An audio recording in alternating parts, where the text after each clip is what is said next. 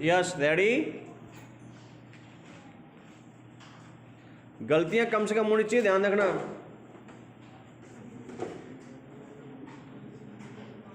Start.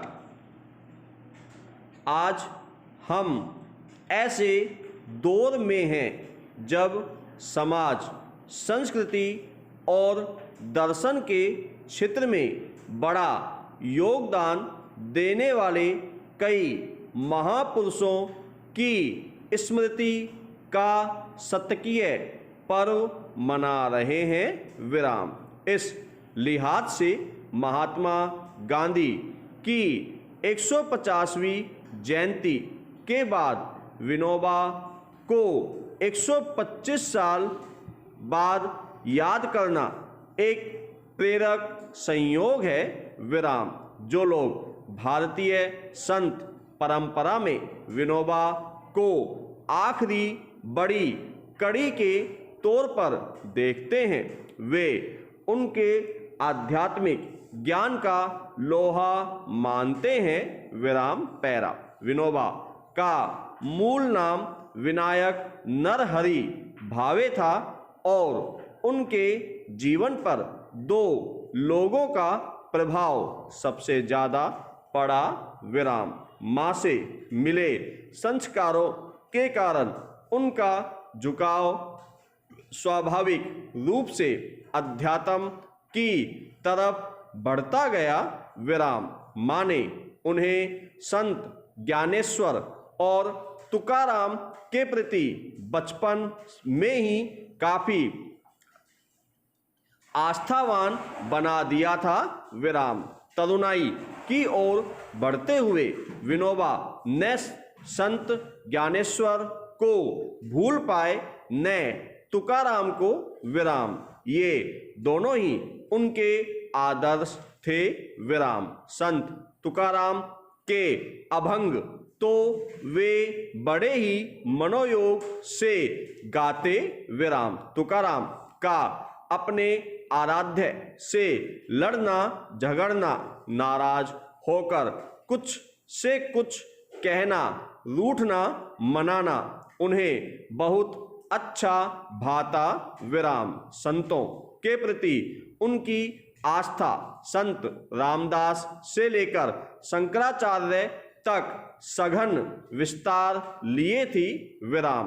दर्शन उन्हें आगे के दिनों में खींचता चला गया। विराम पैरा।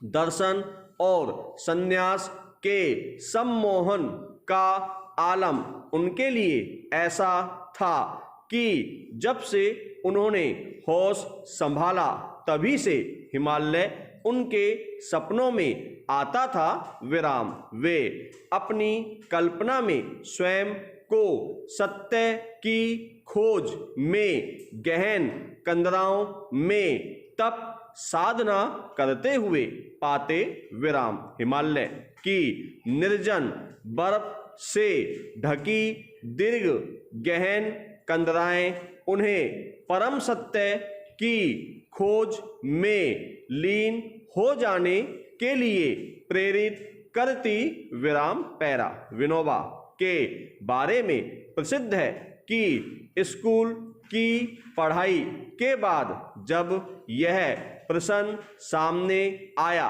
कि आगे क्या पढ़ा जाए, तो वैज्ञानिक प्रवृत्ति के उनके पिता और अध्यात्म में डूबी रहने वाली मां का वैचारिक द्वंद्व सामने आ गया। विराम। पिता का आग्रह था कि बेटा फ्रेंच पढ़े, तो मां का कहना था कि ब्राह्मण का बेटा संस्कृत न पढ़े, यह कैसे संभव है।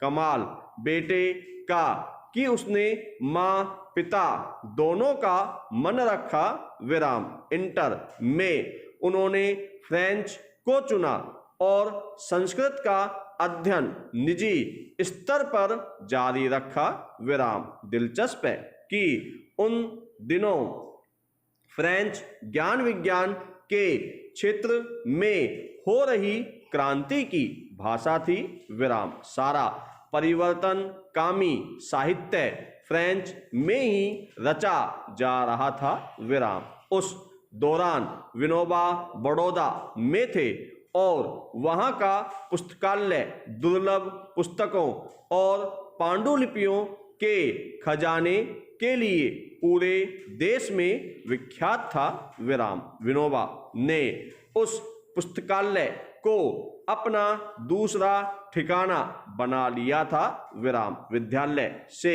जैसे ही छुट्टी मिलती वे पुस्तकालय में जाकर अध्ययन में डूब जाते, विराम पैरा। फ्रांसीसी साहित्य ने युवा विनोबा का परिचय जहां पश्चिमी देशों में हो रही वैचारिक क्रांति से कराया, वहीं संस्कृत के ज्ञान ने उन्हें वेदों और उपनिषदों में गहराई से बैठने का अवसर दिया, विराम। ज्ञान का स्तर बढ़ा तो उनकी ललक भी बढ़ती गई, पर मन से न तो हिमालय का आकर्षण गया न संन्यास की साध, विराम। वैराग्य बोध भी बढ़ता गया, विराम पैरा। विनोबा के जीवन का वह हिस्सा दिलचस्प है जब वे भ्रम की खोज, सत्य की खोज, संन्यास लेने की साध में यहाँ वहाँ भटक रहे थे, विराम।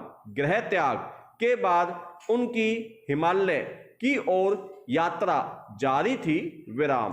बीच में काशी का पड़ाव आया, विराम। मिथकों के अनुसार भगवान शंकर की नगरी, विराम, हजारों सालों तक धर्म दर्शन का केंद्र रही काशी, विराम। जिज्ञासुओं और ज्ञान पिपासुओं को अपनी ओर आकर्षित करने वाली पवित्र धर्म स्थली, विराम। शंकराचार्य तक खुद को काशी यात्रा के प्रलोभन से नहीं रोक पाए थे, विराम। काशी के गंगा घाट पर जहां नए विचार पनपे तो वितंडा भी अनगिनत रचे गए, विराम। उसी गंगा तट पर विनोबा भटक रहे थे, विराम। अपने लिए मंजिल की तलाश में, विराम। गुरु की तलाश में जो उन्हें आगे का रास्ता दिखा सके, विराम। आपको 30 मिनट दे रहा हूं मैं टाइप के लिए, ठीक है?